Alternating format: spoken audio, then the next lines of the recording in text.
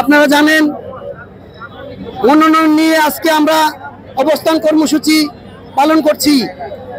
2001 সালে কর্নেল আকবর হোসেনে প্রত্যেকটা নির্বাচনী জনসভায় কর্নেল আকবর হোসেন বলে দিয়েছেন যে হাজী আমিনুর রশিদ ইয়াসিন ভাই নেক্সট তোমাদের নেতা, আমি আর নির্বাচন করব না, এটা আমার শেষ নির্বাচন।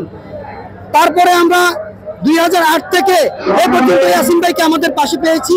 ইয়াসিন ভাই যখন 111 হয়েছে তখন সব নেতা পালাই গেছে, ইয়াসিন ভাই আমাদেরকে ছেড়ে পালায় নাই। ইয়াসিন ভাই আমাদেরকে তখন উনি আমাদের সাথে ছিল।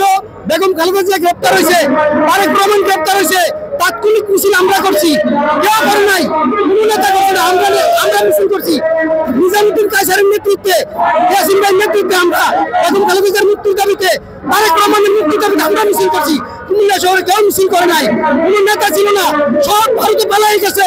ইনশাআল্লাহ যদি আমাদের নেতাকে নমিনেশন দেওয়া না হয় তাহলে রাজপথ অবরুদ্ধ করে রাখা হবে। আমরা আজকে বিগত 17 বছর ধরে এই কুমিল্লা 6 আসনে আমাদের প্রিয় নেতা, মাটি ও মানুষের নেতা হাজী আমিনুর রশিদ ইয়াসিন ভাই আমাদের সবাই কুমিল্লার সব মানুষকে উনি চাঁদা দিয়ে রেখেছেন।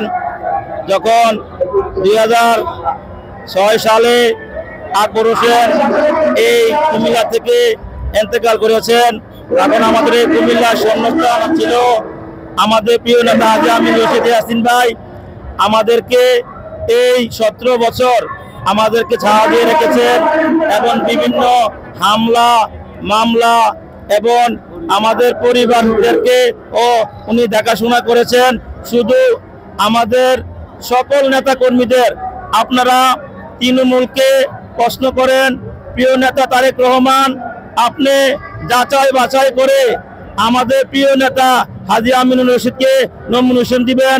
আশা করি আপনাদের কাছে এই আমাদের আশা, প্রিয় নেতা তারেক রহমান তৃণমূলে যাচাই করে আপনি হাজী আমিনুর রশিদ ইয়াসিন ভাইকে নমিনেশন দেন, এটাই আমরা কুমিল্লাবাসীর আশা।